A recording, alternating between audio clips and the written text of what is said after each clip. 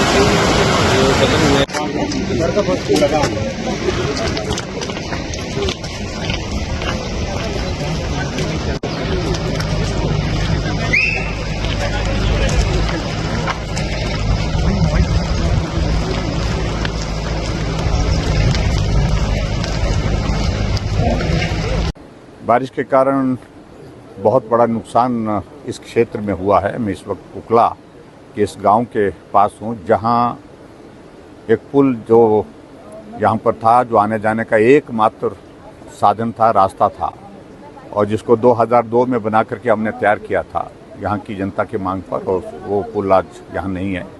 8 मकान जो हमारे सामने यहाँ इस तरफ मेरी बाईं तरफ जहां मैं खड़ा हूं इस तरफ थे, उनका कोई पता सता नहीं है। वो सारे मकान बह करके चले गए हैं।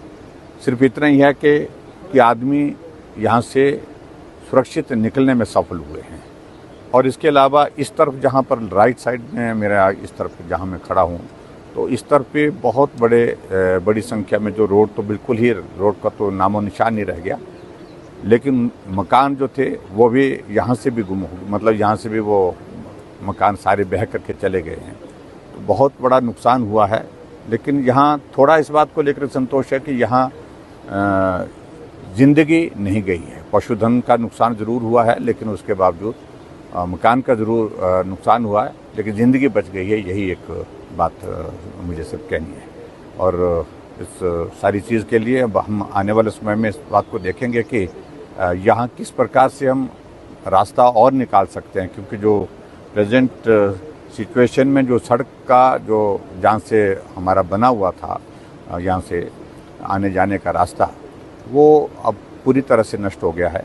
नए सिरे से विचार करना होगा, और इस क्षेत्र के इलाके के लोगों के लिए बहुत बड़ा नुकसान है। जहाँ मेरे पीछे यहाँ पर 16 मेगावाट का एक प्रोजेक्ट था, हमारा प्रतिक्रिया प्रोजेक्ट, और इस पुल का उद्घाटन और उस प्रोजेक्ट का उद्घाटन हमने एक साथ ही एक दिन ही किया था। यहाँ पर आकर के धूमल जी आए थे, मुख्यमंत्री, आज वो भी नहीं है, और वहाँ का आने जाने का रास्ता पूरा समाप्त है।